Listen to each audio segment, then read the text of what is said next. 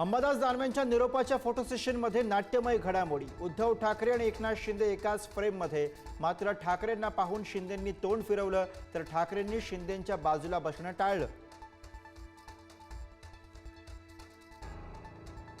अंबादास दानवेंनी भरलेल्या ताटाशी प्रतारणा केली नाही। विधान परिषदेत उद्धव ठाकरेंचा शिंदेंना टोला।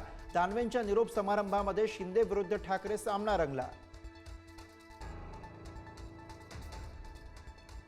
मुख्यमंत्री देवेंद्र फडणवीसांची उद्धव ठाकरेंना जाहीर ऑफर।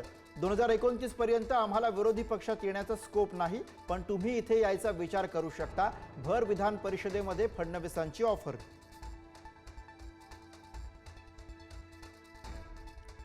विधान भवनात मुख्यमंत्री फडणवीस आणि उद्धव ठाकरेंची भेट। विधान परिषदेत जाताना दोन्ही नेते समोरासमोर। विधान परिषद सभागृहाबाहेर दोघांमध्ये चर्चा।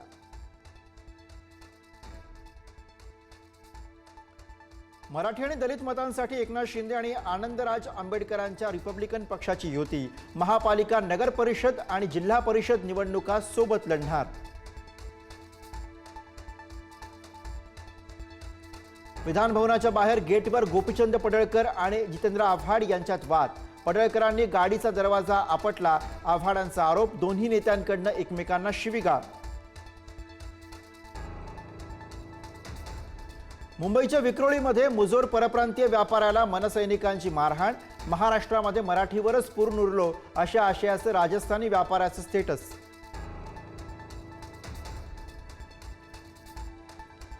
युनियन बँकेविरोधात मनसे आक्रमक। नागपूरमध्ये मनसेनं युनियन बँकेला फासलं काळं। मराठीमध्ये एफआयआर आणल्यानं केली होती ग्राहकाची अडवणूक।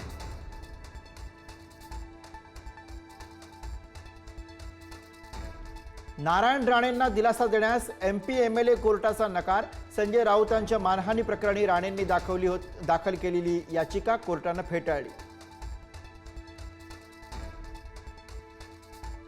महादेव मुंडेंची हत्या करणारे आरोपी सापडेनात। पत्नी ज्ञानेश्वरी मुंडे यांचा संताप। ज्ञानेश्वरी मुंडेंकडून पोलीस अधीक्षक कार्यालयातच विषप्राशन, अनर्थ टळला।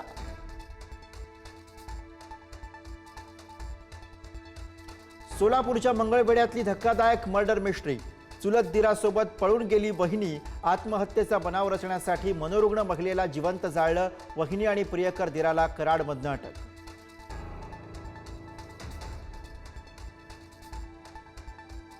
राज्य सरकार कृत्रिम फुलांच्या विक्रीवर याच आठवड्यात बंदी घालणार। मंत्री भरत गोगावलेंची सभागृहात घोषणा।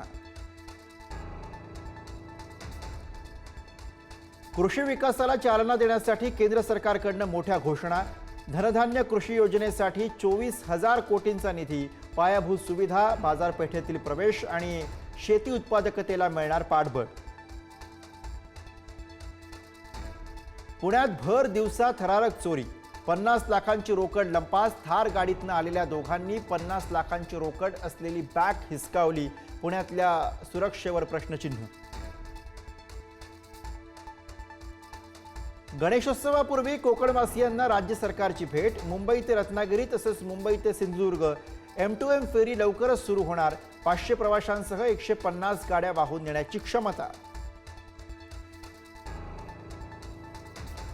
विठ्ठल रुक्मिणी मंदिरामध्ये आषाढी वारीमध्ये 10 कोटी 84 लाखांचं भरभरून दान। गेल्या आषाढी वारीच्या तुलनेत 2 कोटी 35 लाखांची वाढ।